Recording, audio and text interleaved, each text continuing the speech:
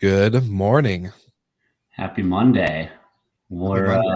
a man down today, but some might say we're a man up. Yeah, some might say.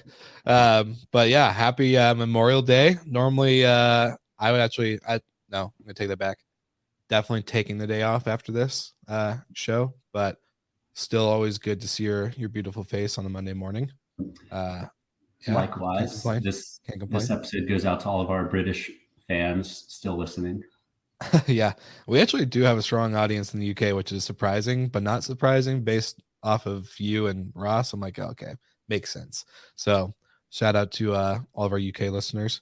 Um, but yeah, exciting episode. I think is going to be very interesting going into the economics that we're kind of in right now of travel and of course inflation and everything else.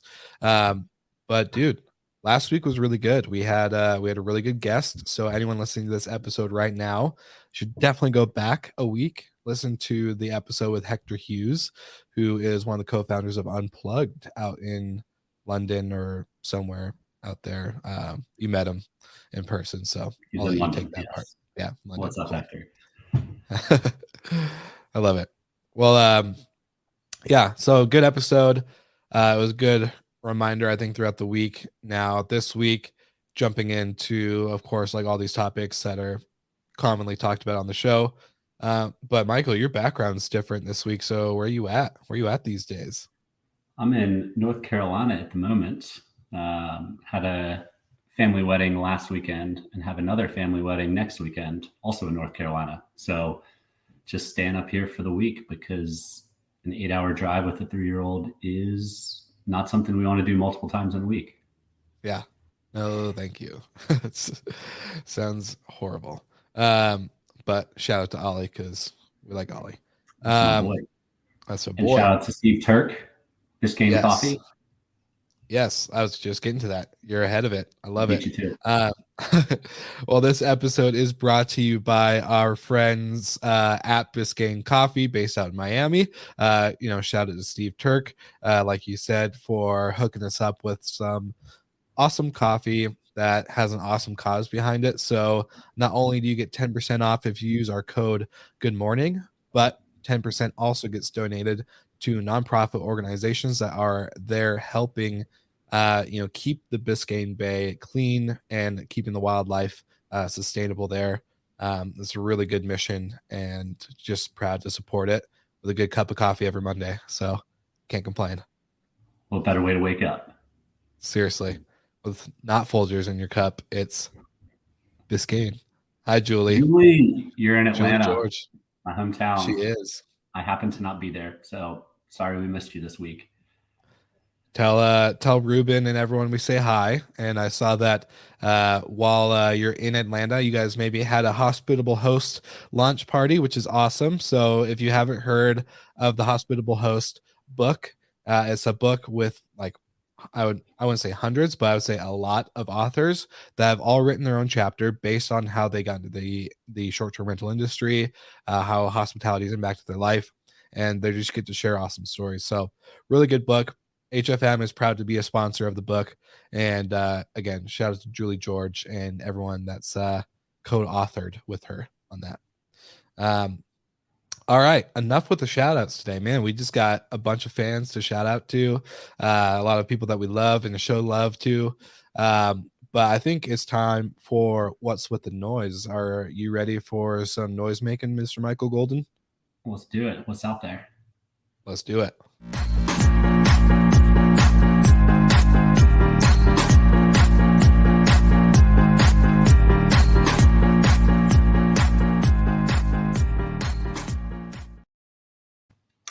We had a nice streak there of M&A activity, but we are back to funding activity. So congrats to the team at Hostfully for closing a $4 million seed round. And also congrats to the team at Ease for closing a $1.1 million seed round. Two great groups run by great people who've been staples in the industry for quite some time. So congrats to you guys. We look to seeing how that money is used and how much growth you can compile thereafter. So big shout out to Focuswire for putting on their global pitch competition. And so 18 startups are moving forward to the next round. And of course, I will link everything in the show notes for the listeners and the watchers that want to see or read about those startups. But we do got to give a big shout out to our good friend Daniel Cruz, who is the CEO and co-founder of Wash B&B, who is actually moving forward. So if you never heard of Wash B&B, they do all things laundry, linen, all that good stuff, and they're just crushing it across the board. And they have advanced and moved their company quite a way since we first talked, and he was just talking about the idea. So really excited, and he was also a guest on Slick Talk, so go check out that episode as well. And let's bring back my co-host Michael Goldin. What up? What up?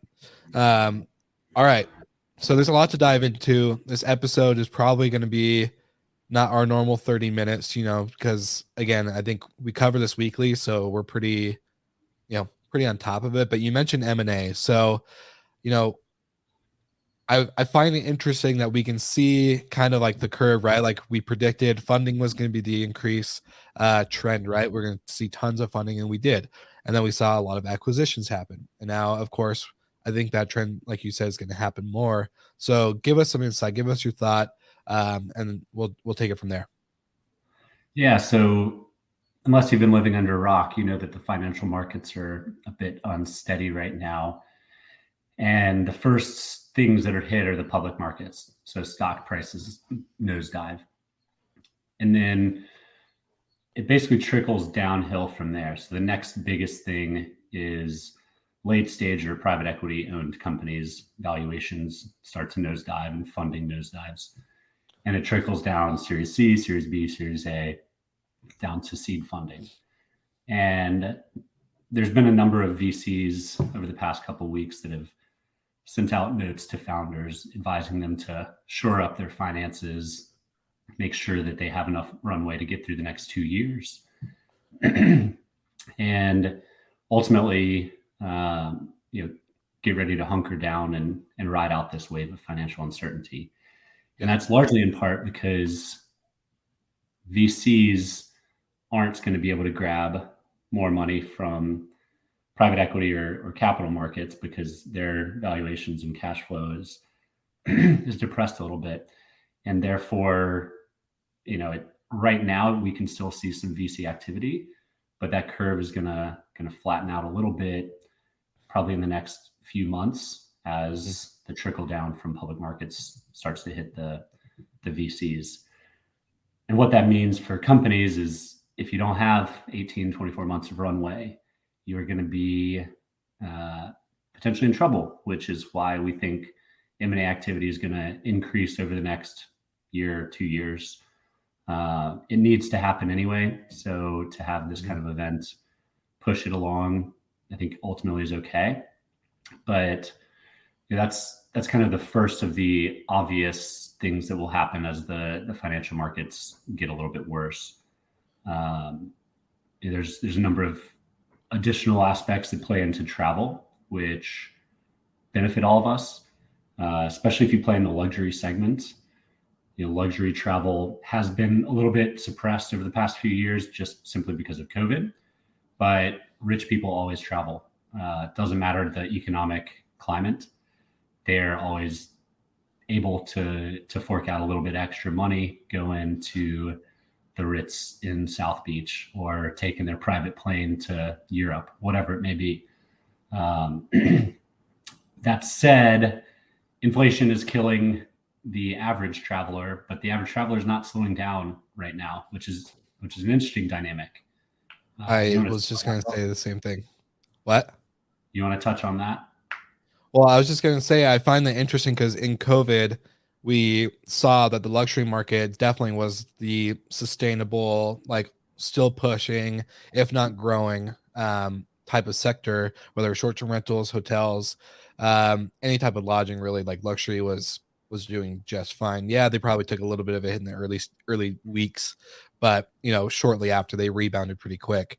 And then to see that not only is everything getting more expensive, but people are still spending and buying and booking at the same rate when things were a lot cheaper and everyone wanted to fly. You can get a flight to Hawaii for, like, I think I saw a friend of mine get a flight to Hawaii from Washington State from Seattle's airport for like $150 for, like, she was gone for like 2 weeks. Cheap, dirt cheap. Never seen that in my life. But now, like, here we were kind of talking off the record or off recording, going to Nashville next week for the STR Wealth Conference. A Courtyard by Marriott, my one, easy brand to stay with. Like, it's an easy go-to if you're going to go to a city. For 4 nights was $2,200. Granted, I do know there is a festival happening in town, that makes sense, but still, like, that's expensive. Insane. For Yeah, I was that's booking a flight to the UK last week, and normally out of Atlanta, direct flights $1,200, give or take. Yeah, And this, I mean, we're looking at flights twice that, 2,000, 2,400. It's insane. It's yeah, crazy. So that's a blend of inflation plus demand plus gas prices, which equals a challenging combo for the business traveler who has a budget, yeah. or the family travel who has a budget. But again, that's the kind of stuff that doesn't really affect luxury. They're still flying, probably still flying in first class. Um, and we probably won't feel it this summer because people have been able to save up the past 2 years dreaming of that European Yeah. vacation. But come this fall and next summer, should the economic markets be similar or continue on the path they're on, it might be a pretty heavy hit for years coming. Well, and so I kind of want to touch on kind of something you said about the M&A stuff, because for me, so HFM is not a funded company. We're a bootstrapped, cash flow business, to where, you know, I always think about, cash flow being king, right? Like, if we don't have cash flow, what are we doing? And positive cash flow, not just like any cash. So for a VC company or a VC to put in tons of capital, right? Let's say they do 10 million. So that 10 million is supposed to, power growth, do all the stuff that we talk about on the show all the time. So if VCs are telling their companies kind of like, hey, make sure you have enough cash flow or enough cash to get you through the next 12 to 24 months, yada yada yada, whatever that may be, why would M&A still continue? Doesn't that take up a lot of cash? That's what I want it. Like, if M&A, like, I could see that being the trend, but would that only be with the big companies? Like, let's say, You'll see profitable companies or companies with war chests able to purchase other companies at discounts because they're out of cash. mm, And the whole runway, like a VC gives you money because you're not going to be profitable until whatever time horizon that's generally agreed upon.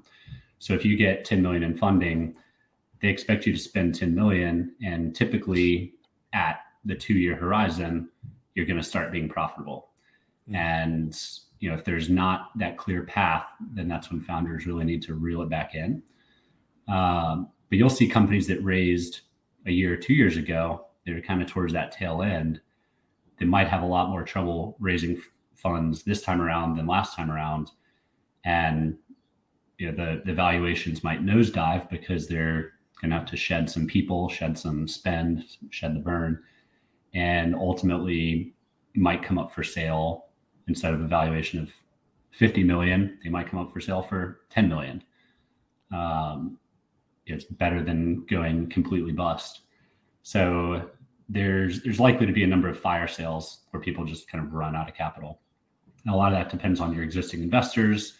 If they have money set aside to reinvest in you to get you through hard times, that happened a bunch during COVID as investors came in and pushed, basically gave a lifeline out to a lot of their portfolio companies that were doing well to make sure they'd see it through.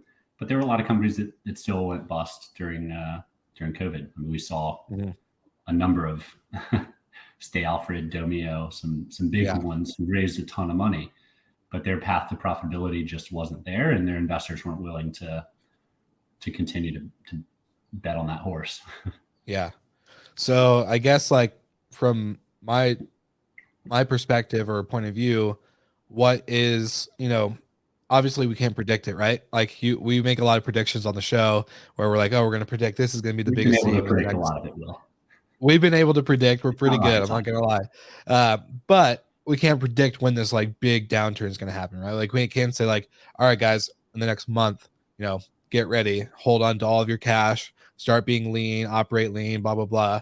Um, because we just can't predict that kind of cause. But what's the threshold? When does this Well, bubble we don't get? have to predict it. People way Yeah, smarter than us at these mega VC funds are already saying it. So yeah, when the stock markets are now, whatever, 20, 30, 40% down from their highs, uh, VCs feel it because they're not able to raise their next round, which means it's harder for early stage companies to raise their next round.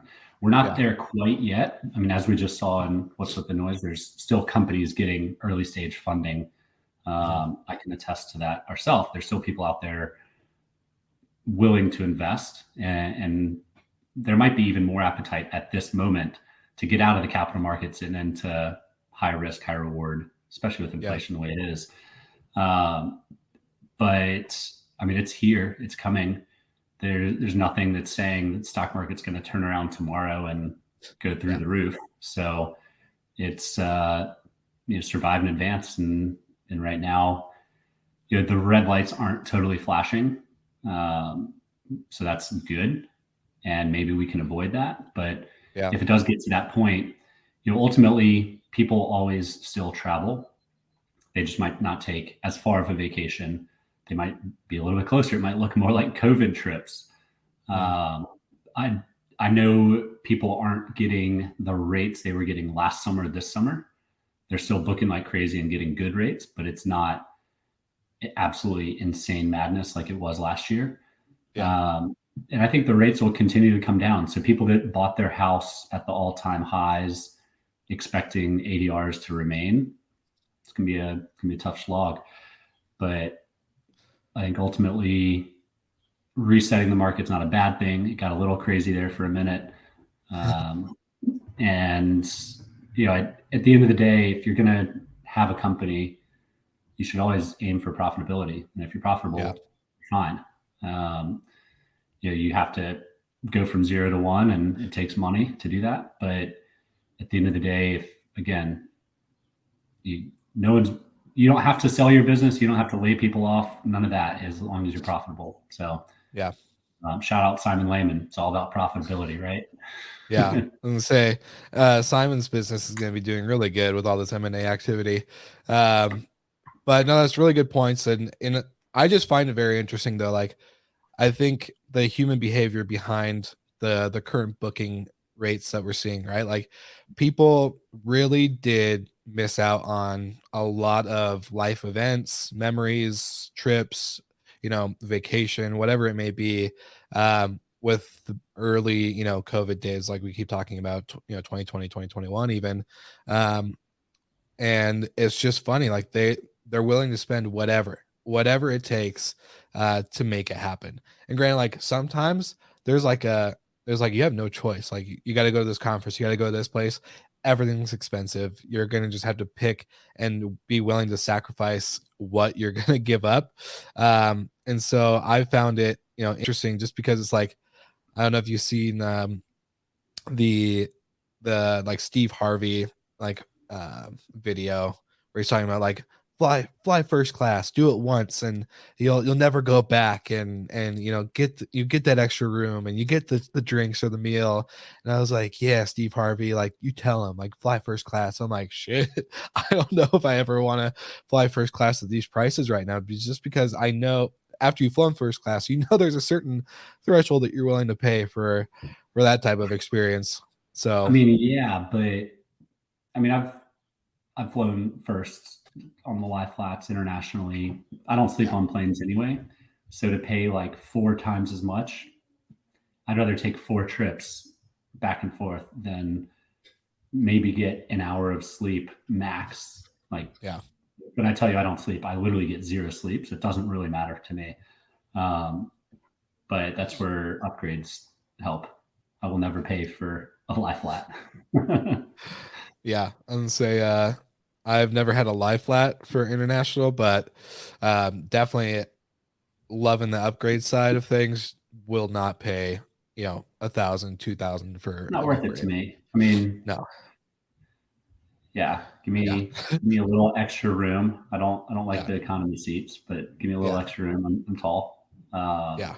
And I will pay an extra 50, $100 for that for an international flight for 8 hours to have 3 more inches. Yeah. Um, but yeah, I mean, hey, if you want to blow all your budget on one trip instead of taking multiple, go for it. It's up to you. Mhm. It's a free Yeah. world. It's your You do money. you. Spend it how you want. You do you. Well, I think that is pretty dang close to the end of the episode. I don't, there's not really much other than just keep watching it. And I think for, operators that are, again, like, quote Simon Lehman, profitability is key. So my biggest thing that I've been seeing, which again I still don't think is talked about enough, at least when it comes to like short-term rentals, is the in-stay revenue, right? Like, so make those local partnerships, find any way you can to get guests to be purchasing while they're with you instead of before they get there or whatever. So I even had a friend, I don't know if it was you that I was talking to or somebody else, I was talking to somebody, and they just start like a concierge. um no, it was Daniel from Wash B&B, actually. Shout out to Daniel again. But we're talking about like, his friend has like 5 Airbnbs. He hired this local lady who just did everything for the guests. It was like a concierge fee that they paid within the rate, so it was kind of like hidden inside their booking. And she took care of their whole trip. And guess what? They got so much kickback. They probably, if not, got the same amount that they got from the booking from just all the concierge kickbacks and the tips and the upsells. So find ways to get creative and make that like revenue source outside of nightly stays possible, because I think that's such an underrated tactic for a lot of operators, whether it's hotel or short-term rentals, whatever you want to, whatever type of lodging. I think that's just the most easiest, slow bearing fruit. So Yeah, and maybe one more parting thought. So if you have the ability to go raise money now, go do it. Um, but it's not all doom and gloom. yeah, Some of the best and most valuable companies today were founded in the last economic downturn, and they got funded. VCs are looking for bargain deals, and yeah, they've been buying in at companies at crazy multiples. So instead of a 16, 20x multiple, they might be able to invest in company at 8 to 10x or possibly even less. But Airbnb was founded during the last economic downturn. Uber was founded in the last economic downturn. yeah, Lyft, like all the entire sharing economy was founded during the last economic downturn. So there will be some insanely valuable companies that come out of the next downturn.